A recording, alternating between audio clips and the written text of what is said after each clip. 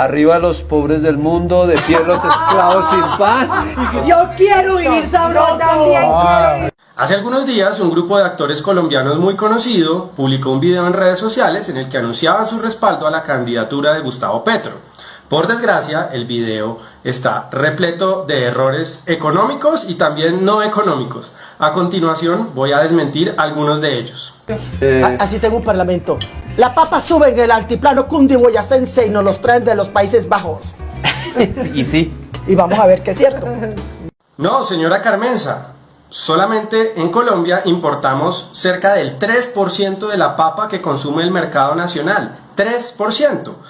Mientras producimos 2.600.000 toneladas de papa más o menos al año, únicamente el año pasado se importaron unas 80.000. ¿Ustedes pueden creer que mi papá, el día que se murió, al otro día le salió la pensión?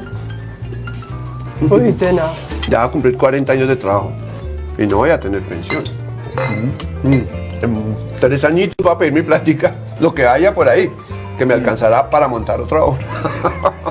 Lo primero es que Fabio Rubiano nos dice que a pesar de haber trabajado durante 40 años no se va a poder pensionar. Esa no es la situación solamente de él, sino de millones de colombianos que no han podido cotizar de manera continua a lo largo de su vida y por eso no se van a poder pensionar.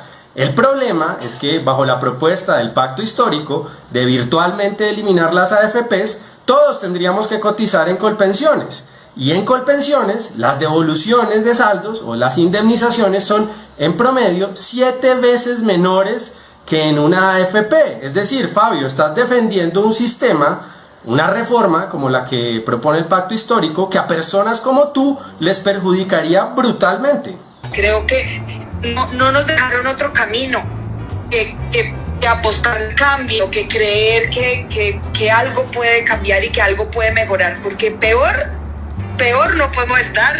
Carolina repite ese viejo mito de la extrema izquierda, según el cual vivimos en el peor país de la tierra y estamos en la peor crisis. Por desgracia, Carolina, la realidad es que las cosas sí pueden empeorar mucho, como empeoraron, por ejemplo, en Venezuela, donde la pobreza extrema no es del 12% como en Colombia, sino de casi el 77%, en donde tienen una de las inflaciones más altas del mundo. O por ejemplo, en Argentina, en el que la inflación no es del 8, 9 o 10% como en Colombia, sino 6 veces mayor, de casi el 60%. De hecho, Colombia tiene uno de los crecimientos durante los últimos años y proyectados durante los años siguientes más altos de América Latina, y a pesar de que tenemos una inflación alta, también tenemos una de las inflaciones más controladas del continente.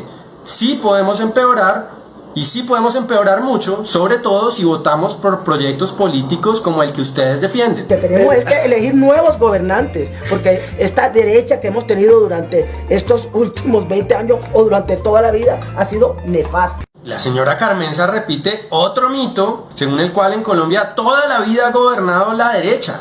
Pero hablemos de la historia más reciente. Podemos llamar de derecha al gobierno que construyó el acuerdo de paz con las FARC, al de Juan Manuel Santos, y que estuvo 8 años en el poder. Podemos llamar de derecha al gobierno de Ernesto Samper, que además hoy está apoyando la candidatura de Gustavo Petro. Y yéndonos más lejos, podemos llamar de derecha al gobierno que además tuvo 2 periodos de Alfonso López Pumarejo. Es un absurdo. Lo que intentan es adjudicarle todos los males del país, todos los problemas a un sector político, al sector político con el cual no tienen sintonía ideológica. Es una manera de engañar, de mentir. Arriba los pobres del mundo, de pie los esclavos sin pan. Yo quiero vivir sabroso. Yo también quiero vivir. Y al final, entonando en medio de risas el himno de la Internacional Comunista, el himno que han cantado las peores dictaduras del último siglo en el mundo,